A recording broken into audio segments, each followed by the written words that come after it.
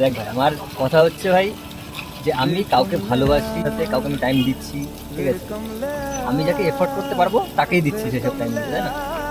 তো বিপরীত দিক থেকেও তো সেরকমই একটা ভালোবাসা, কেয়ার, ঠিক আছে, সেটা আসা উচিত।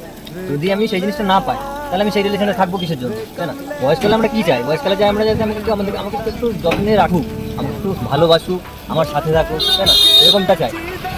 বয়সকালে কি হয়? এটাই তো হয় যে আমার কেয়ার করবে না সে, আমি তাকে দেখাচ্ছি আমার কেয়ারটা, ঠিক আছে, সে দেখাতে পারবে না, ঠিক আছে, এমনটা তো হতে পারে না, তাই না?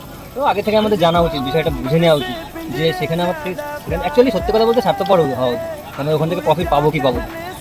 আমি এক জায়গায় মানে একটা ইনভেস্ট করছি, সেখান থেকে যদি প্রফিট না পাই সেখানে যাওয়াটা উচিতই না। প্রফিট বলতে আমি এটাই বলতে চাইছি যে আমার যে ফিলিংসটা আছে আমি তার সাথে শেয়ার করছি, ঠিক আছে, তারও তো একটা মানে দিক থেকে থাকা উচিত একটা ফিলিং, যে আমার প্রতি একটা কেয়ার, একটা ফিলিং, একটা অন্যরকমই ব্যাপার থাকা উচিত, তাই না? যে আমি তাকে যতটা চাইছি তারও আমাকে ততটা চাওয়া উচিত। কিন্তু বয়সকালে যখন আমার বয়স দাঁড়াবে ধরো 30, 40 কি 45 দাঁড়াবে, ঠিক আছে, তখন এসে যদি আমি সেই জিনিসটা না পাই তাহলে আমার তার সাথে থাকাটা তো বৃথা না, সেটা তো আমার বৃথা থাকাটা। কেন সেখান থেকে আমি কোনো এক্সপেকটেশন রাখতেই পারবো না তখন, কারণ সেখান থেকে পাবোই না কিছু। আমি চেয়েছি, ঠিক আছে, এটা আলাদা ব্যাপার, এটা সবার মধ্যে থাকতেও পারে না থাকতে পারে, কিন্তু তারও তো থাকা উচিত, বিপরীতে আমাকে দেওয়া উচিত, তাই না?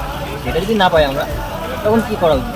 আগে মানে ছেড়ে দেওয়াই তো উচিত বলতে পারি। এই জন্যই আমার তিনজনের কথা খুব মনে পড়ে। এক হচ্ছে বাংলাদেশি অ্যাক্টার আপনার নিশো, সব কিছু মানে কি ভালোবাসা ছেড়ে দেওয়া উচিত। আরেকজন ছিল রবীন্দ্রনাথ ঠাকুর, যে ভালোবাসলে তাকে মুক্তি দাও, এটা বলে গেছেন, ঠিক আছে, হয়তো লিখে গেছেন কোনো কবিতায়। আরেকজন আছে যে আমার গুরুদেব, সে হচ্ছে অরিজিৎ সিং, যে কারোর কাছ থেকে কখনো এক্সপেকটেশন কোনো রেখো না,